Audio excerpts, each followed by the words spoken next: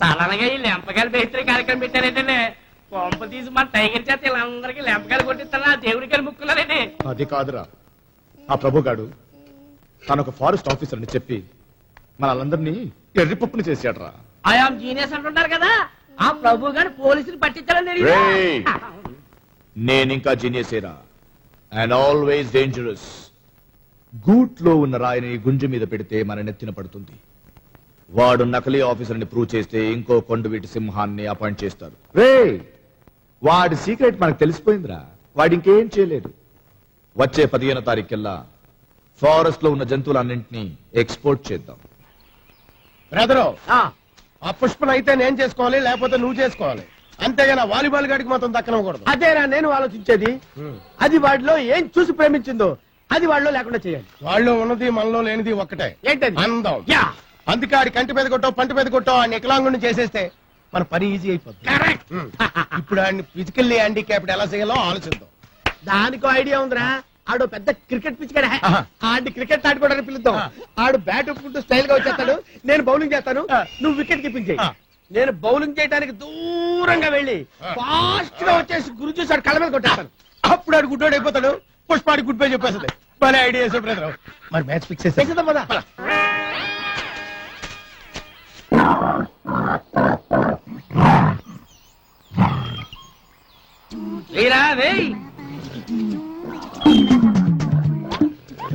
నీ తొక్కలో బిల్డప్ తర్వాత ముందు బాల్ అయినప్పుడు చేస్తానుండ్రా.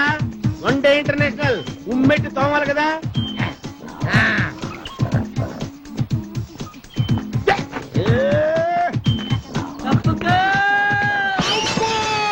అల్లుడు అల్లుడు మా అల్లుడికి ఏమైంది బాబు?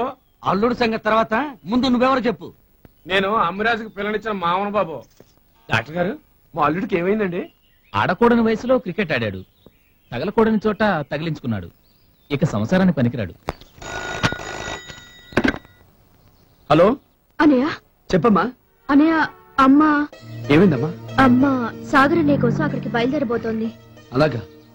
అవునన్నయ్య, అమ్మ నాకు 2 రోజుల పెళ్లి చూపులు ఏర్పాటు చేసిందంట. ఉత్తరం రాసిన, టెలిగ్రామ్ ఇచ్చిన, సాగర్ అన్నయ్య ఎటూ రాడు, నేనే దగ్గరుండి తీసుకొస్తానంటోంది. ఎంత చెప్పినా వినడం లేదు. ఇప్పుడేం చేద్దాం అన్నయ్య? సాగర్ అనే వస్తున్నాడని అమ్మకు చెప్పమ్మా. అన్నయ్య నువ్వు చెప్పమ్మా.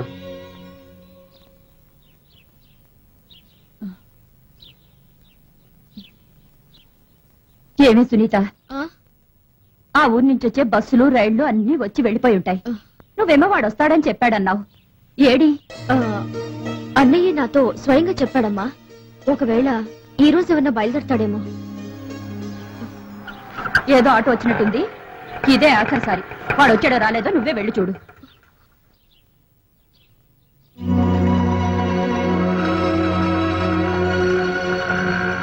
అన్నయ్య, వాడు వచ్చాడా?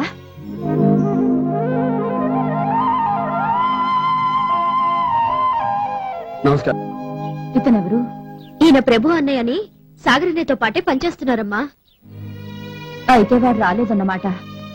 అవునమ్మా, అర్జెంట్ గా ఢిల్లీ నుంచి పై ఆఫీసర్లు ఏదో మీటింగ్ ఉందని రమ్మన్నారు. వెళ్ళక తప్పలేదు. వాడు పెద్ద ఆఫీసరు, కనీసం తల్లిని చూడ్డానికి కూడా తీరికలేదు. వాడు నా బిడ్డ అయిన తర్వాతేనయ్యా ఆఫీసర్ అయ్యింది. వాడు ఆఖరి నిమిషం వరకు మీ దగ్గరికి రావాలని అనుకున్నాడు, కానీ రాలేకపోయాడు. వెళుతూ వెళుతూ నాతో అన్నాడమ్మా, తను రాకపోతే నువ్వు తట్టుకోలేవు. లేకపోతే ఏంటయ్యా, తెల్లారితే దీనికి పెళ్లి చూపులు. దగ్గరుండి అన్ని చూసుకోవాల్సింది వాడే కదా. ఇప్పుడు మీటింగులు అవి ఇవి అంటే ఎలా? నేను నీ కొడుకు లాంటి వాడే కదమ్మా. వాడి లేని లోటు లేకుండా అన్ని నేను చూసుకుంటాను. అంతకంటేనా? నా కొడుకు రాకపోయినా ఇంతకు ముందు వరకు వాడితో మాట్లాడి వచ్చిన నిన్ను చూస్తుంటే వాడిని చూసినంత ఆనందంగా ఉందయ్యా. ఆ ఆనందంలో వచ్చిన మనిషిని ఇక్కడే నిలబెట్టి మాట్లాడుతూ ఉంటావా? అయ్యో నామతి మండ. బాబు లోపలికి రా.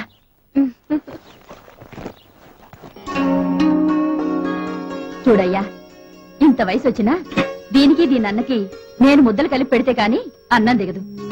కాని వాడిద్దరూ ఒకటై ఇప్పుడు నన్ను ఏడిపిస్తున్నారు. ఏమే, ఇక మీదట నువ్వు మీ అన్నయ్య ఒకటి, నేను నా పెద్ద కొడుకు ఒకటి. నువ్వు పట్రా. చెయ్యేంట్రా, నోరు పట్టు.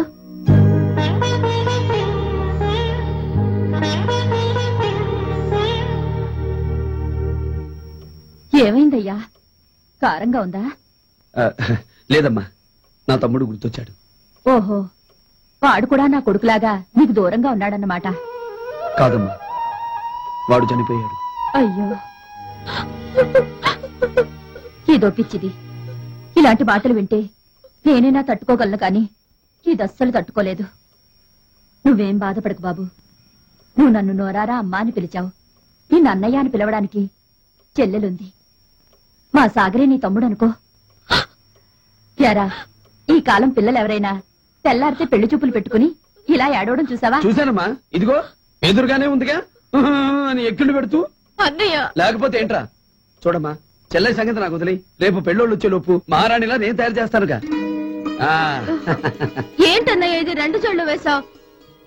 ఒరే ప్రభు, నిన్ను వెతుక్కుంటూ ఎవరో వచ్చారు చూడు. నా కోసమా?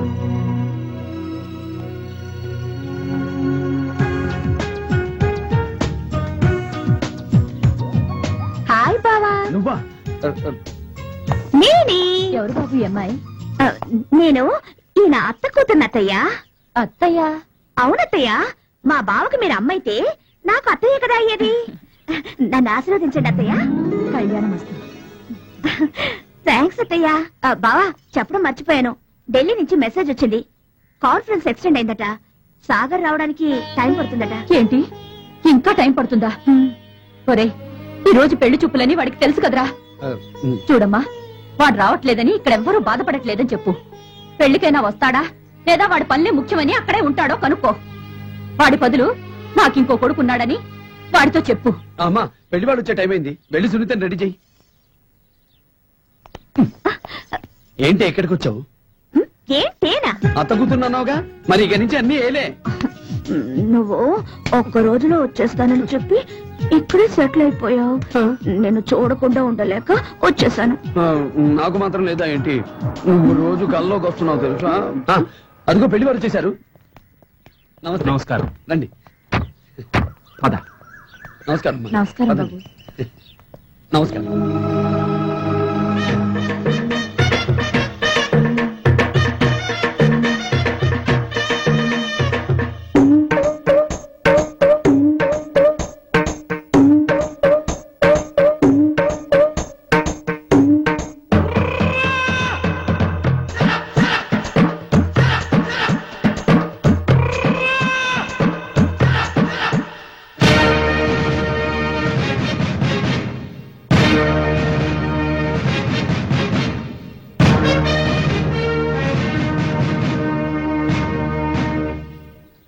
నమస్కారం అన్నయ్య గారు. నమస్కారం. లోపలికి రండి. పదండి. మీ అబ్బాయి అక్కడమ్మా? ఏదో అర్జెంట్ పని మీద ఢిల్లీ వెళ్ళాడు. అమ్మా, నేను వెళ్ళి సునీతిని తీసుకొస్తాను. ఇతనెవరు?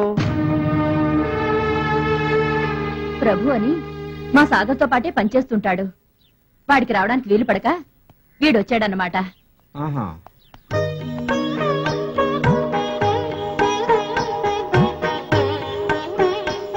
ఏదో పద్ధతి కోసం పెళ్లి చూపులు గాని మా వాడికి ముందుగా నచ్చబట్టే కదా మేము కోరి సంబంధం చూసుకుంటుంది.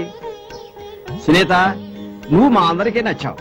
మా వాడు నీకు నచ్చాడో లేదో చెప్పు.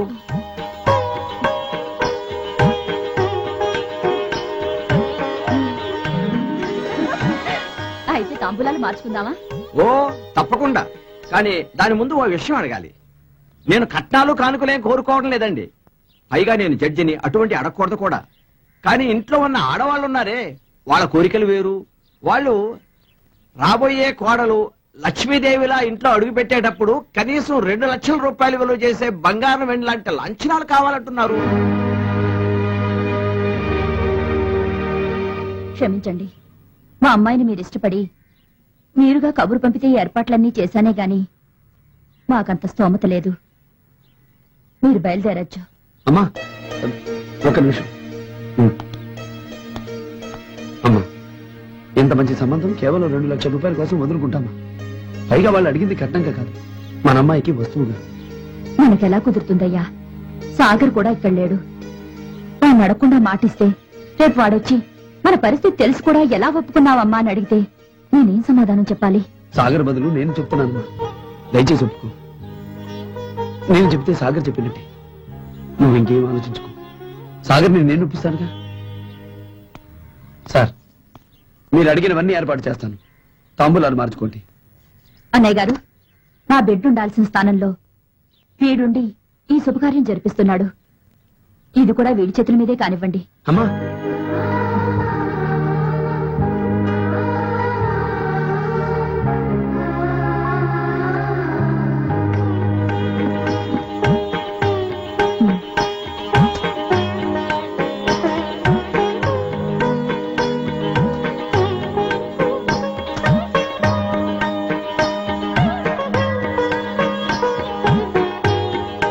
ఇక మేము బయలుదేరతామమ్మా. మంచిదండి.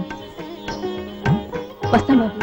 వెళ్ళొస్తామండి. మా సాగర్ రాగానే అన్నయ్య గారిని కలవమని పంపిస్తాను వదిన గారు. ఏంటన్నయ్య నువ్వు చేసింది? 2 లక్షలు ఎక్కడి నుంచి తెస్తావు? ఇప్పటికే మీరు నీకు భారం అనుకుంటే. పిచ్చిదానా, నీ తోడబుట్టిన వాడి స్థానంలో అమ్మ నన్నుంచి తాంబూలాలు మార్పించింది. ఆత్మీయత అనుబంధాలతో నా చేతిలో ఉంచిన ఆ తాంబూలాలు బరువు ముందు ఎంతటి బరువైనా నాకు తేలికేనమ్మా. నా చెల్లెలి పెళ్లి కోసం 2 లక్షలేంటమ్మా, ఎన్ని లక్షలైనా సంపాదిస్తాను. రాత్రి బడులు కష్టపడతాను. అలా ఎంతకాలం కష్టపడితే ఆ డబ్బు సంపాదించగలవు? అందుకే కొంతకాలం టైం ఇవ్వమని జడ్జి గారి కాళ్ళు పట్టుకుని వేడుకుంటాను. నమస్కారం సార్. నమస్కారం. రావయ్యా, లలితమ్మ గారి దత్తపుత్రుడా, రా. నమస్కారం అమ్మా. ఇదిగో మధు, కూర్చో బాబు. కావలసిన మనిషి వచ్చాడు కదా, ఒక కాఫీ పట్టరా. అలాగేనండి. పర్వాలేదు సార్, మీతో మాట్లాడాలని వచ్చాను. ఏమిటి? సార్, నాకు 2 నెలలు టైం ఇస్తే మీరు అడిగిన 2 లక్షలు తెచ్చిస్తాను. ఎలా తెచ్చేస్తావయ్యా? దొంగ సాక్ష్యాలు చెప్పా, దొంగతనాలు చేశా. నిన్న పెళ్లి చూపులకు వచ్చినప్పుడే నేను గుర్తుపట్టాను. అయినా ఆ కుటుంబానికి నీకున్న సంబంధం ఏమిటి? ఇప్పుడు నాకు ఈ లోకంలో ఎవరైనా ఉన్నారంటే అది వాళ్లే సార్. దొంగగా ఉన్న నాకు వాళ్ళపై సాగర్ పరిచయం అయ్యాడు. తన మంచితనంతో నన్ను మార్చాడు. కానీ దురదృష్టవశాత్తు సాగర్ ఒక యాక్సిడెంట్ లో చనిపోయాడు. ఈ విషయం ఆ తల్లికి తెలియదు. తెలిస్తే తట్టుకోలేదని ఆ సాగర్ బతికే ఉన్నాడని నమ్మిస్తున్నా. ఇప్పుడు ఆ కుటుంబానికి ఆధారం నేనే సార్. నా చెల్లెలు మీలాంటి మంచి వారింటికి గోడలు కావాలి. అందుకే మిమ్మల్ని బతిమాలుకుంటున్నాను. ఏదో విధంగా కష్టపడి ఆ డబ్బు నేను తెచ్చిస్తాను. ఈ పెళ్లి జరిపించండి సార్. గుడ్. నువ్వు పాత ప్రభువే అయ్యుంటే నేను డబ్బడిన గంటలోపే 2 లక్షలు తీసుకొచ్చి ఇచ్చుండేవాడివి. కానీ నువ్వు వచ్చి ఇప్పుడు టైం అడుగుతున్నావంటే నువ్వు మారిపోయావని అర్థమవుతుంది. లలితమ్మ గారి కుటుంబం గురించి నాకు బాగా తెలుసు. కానీ అంత మంచి వాళ్ళ మధ్య నిన్ను చూసి నువ్వు మారిపోయావో లేదో తెలుసుకోవడానికే లాంఛనాల పేరుతో డబ్బు అడిగాను, అంతేకాని డబ్బు ఆశించి కాదు. సార్, 13వ తారీఖు మంచి ముహూర్తం ఉందని పురోహితుడు చెప్పాడు. ఈలోగా పెళ్లి ఏర్పాట్లని చేసుకోగలవా? సార్, నిజంగా మీరు దేవుడు సార్. నేను ఇప్పుడే వెళ్ళి పెళ్లి ఏర్పాట్లు చేసుకుంటాను సార్. ఒరే ఒరే ఒరే, ఏమిటి ఏర్పాట్లు చేసుకుంటావా? డబ్బు ఎక్కడరా? డబ్బు కష్టపడతాను సార్. కష్టపడతావట్రా? కష్టపడతావా? ఎన్నాళ్ళు కష్టపడితే డబ్బు వస్తుందిరా? నా మాట విని ఈ డబ్బు సార్ వద్దు సార్. మీరు నోరు మూసుకొని నేను చెప్పినట్టు చాయి తీసుకో. వద్దు సార్. పద, ఏర్పాట్లు చేసుకోపో. సార్, మీరు చాలా మంచివాడు సార్. ఆ సంగతి నాకు తెలుసులేరా, నువ్వు బయలుదేరు. సునీత, సునీత, వెళ్ళావా? వెళ్ళి వాళ్ళ కాళ్ళ మీద పడ్డావా? ఒప్పుకున్నారా? కాళ్ళతో తన్ని పంపించారా? అయినా ఎందుకనే నీకు శ్రమ? పిచ్చిదానా, తని పంపించడానికి నీ అత్తమామలు రాక్షసులు కారమ్మా, దేవుళ్ళు. ఏంటన్నయ్య? అవునరా, పెళ్లి ఖర్చులకి జడ్జి గారు డబ్బులు ఇచ్చారు. నువ్వు చాలా అదృష్టవంతురాలి. ఇక చూసుకో, పెళ్లి పనులు అత్తర కొట్టేస్తాను. నువ్వు అదర కొట్టడమేమో కానీ బాబు, బయట ఎవరో ఇద్దరు వచ్చి నన్ను అదర కొడుతున్నారు. వెళ్ళి చూడరా.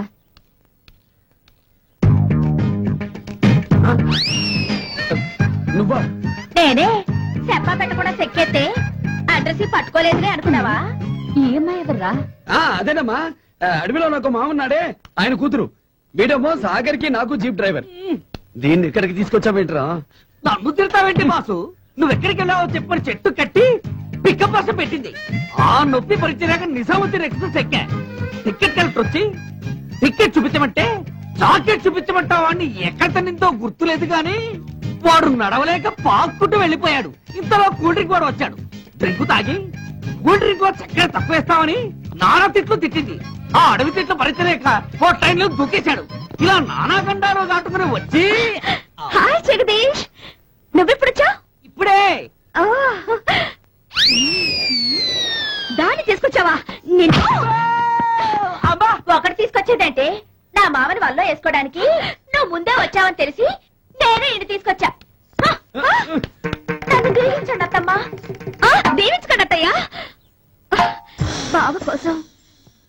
పువ్వులు పెట్టుకోవాలన్నా చేతిలో పాల గ్లాస్ పట్టుకోవాలన్నా నేనే. అసలు మావ అడవిలోకి అడిగెట్టినప్పుడే నా వాడని జెండా పాతేశా. అక్కడికి ఆలస్యంగా దిగబడి నంగరాజు కబుర్లాడతావేటే. అక్కడికి లేటుగా వచ్చినా అత్తయ్య దగ్గరికి నేను ముందొచ్చేనే. ఇదిగో అత్తమ్మా, ఇది చదువుకుంది. నీ కొడుకు చేత బట్టలు ఉతికించి బియ్యాల రాళ్ళేరుతుంది. పోవే అడవి జింక, పోవే పట్నం కొంగ, పోవే పోవే. ఆపండమ్మా మీ గొడవ. ఒరే ప్రభు, నువ్వు లోపలికి వెళ్ళరా. అలాగేనమ్మా, పదరా. అమ్మా తల్లులారా, మీరు ఇటు వెళ్ళండి. అసలు విషయం మర్చిపోయినత్తమ్మా, నిన్న మా ఉన్నాడేమోనని ఆఫీస్కి వెళ్ళాను. అంతలోకి సాగరబాబు ఫోన్ వచ్చింది. నేను ఇక్కడ కొత్తనానని తెలిసి నిన్ను ఆడబడుచుని అడిగినట్టు చెప్పమన్నాడు. తొందరగానే వచ్చేస్తానన్నాడు. నువ్వు బెంగెట్టుకోకే. తొందరగానే వస్తాడంట. రాని వాడి పని చెప్తాను.